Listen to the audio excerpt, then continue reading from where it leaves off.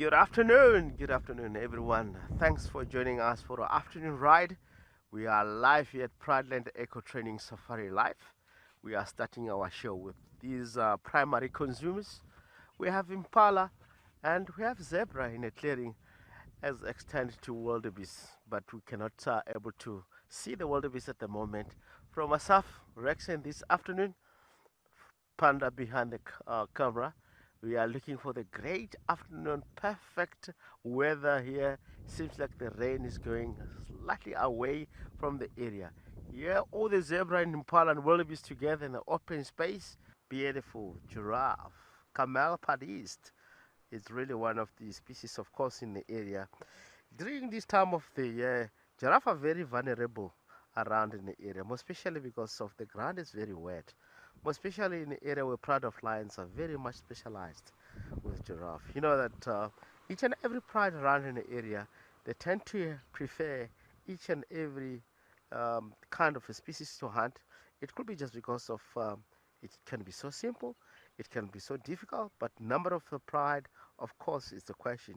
If they hunt something big, they can able to last for over 53 days. The umbrella call still hanging on this little baby.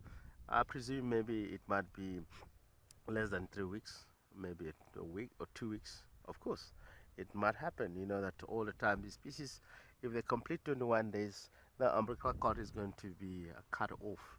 How does it going to get dry? Sometimes when the mother lick it and it will break out. It's such amazing. It's still young.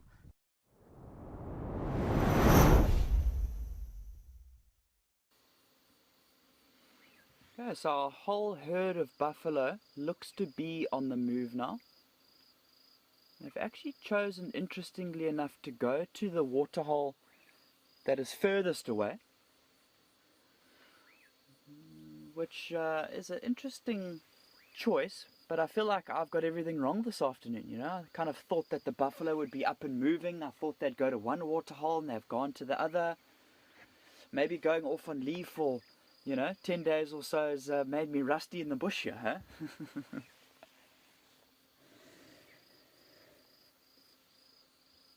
So this is the area from where the buffalo have just come from.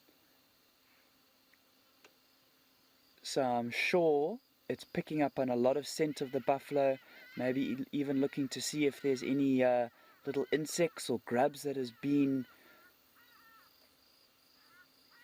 disrupted by those buffalo that it's looking to feed on.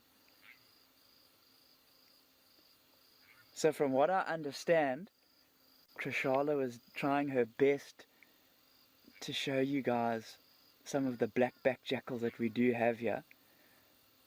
And I feel like we might have had a slightly tougher afternoon with the buffalo, but we have hit the jackpot with this jackal. There looks like a little beetle there. No, he's not interested in that.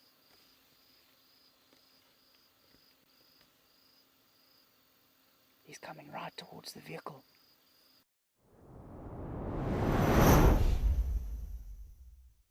The Sunshine Coast, aka Frontier Country, and we've been able to catch up with our three amiga. Just before we went live, they were walking up and down this fence because they have spotted some springbok on the neighbor's farm, and they truly do want to hunt them, but they can't really understand why this barrier is in between them, and they keep on looking for a way to get through onto the other side so that they can hunt, kill, and eat those springbok on the other side. Now, I have heard news. I've only arrived back today. Sorry, that's my radio. And they 2 or 3 days ago, they did catch a sub-adult red hartebeest, and they ate it. And it seems like that's probably the last feed that they had. Well, folks, we decided just to move on from the cheetah for a bit because they were a little bit stuck next to the fence line and they went to sleep. So we thought we would give them a bit of a chance to maybe get active. There's some other guides with them currently, so we won't lose sighting on them. But we have something very, very exciting here. A nice brand new addition to the Amakala family.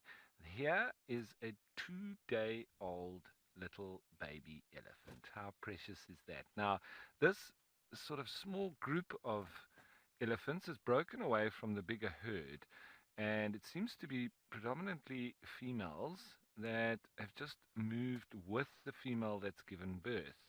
And they've sort of taken and isolated themselves away from the bigger herd where there are some boisterous young bulls, etc. Now look at that little baby.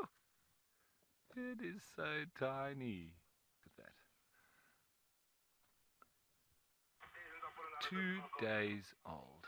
It was born yesterday. I think in the morning or during the night, but not last night, the night before. It was first seen yesterday, so still very new to the world.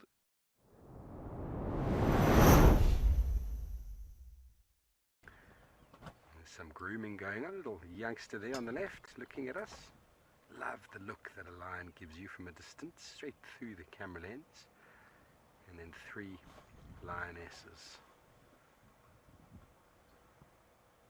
And I think Lauren was talking about it the other day, but have a look at the one on the left that's being groomed. She's loving it. She's actually licking her lips. There must be something quite enjoyable about the rasping tongue of a lioness around the ear, around the neck area. That silver cluster leaf didn't know what hit it. Oh! The other one wants to come have a look. What's all the fuss about? You don't see males like that. Males sort of lose their playfulness as they become dominant. Too cool to play, you see.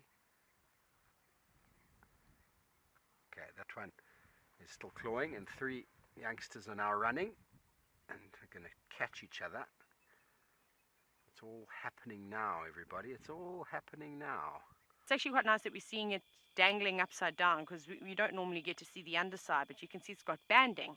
So I'm sure you're familiar with a red-banded orb weaver, orb web spider, and they've got similar bandings, just much smaller, and sometimes it's orange underneath. So very contrasting sort of coloration.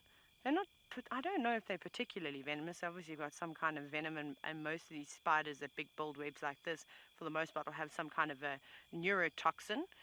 But it has been a wonderful afternoon on a safari. We obviously had a little hiccup, but it was actually really entertaining. I'm glad we managed to come back out. Lions for days, buffaloes in Pridelands and Madikwe, and we're going to do it all again tomorrow. See you on the Sunrise Safari.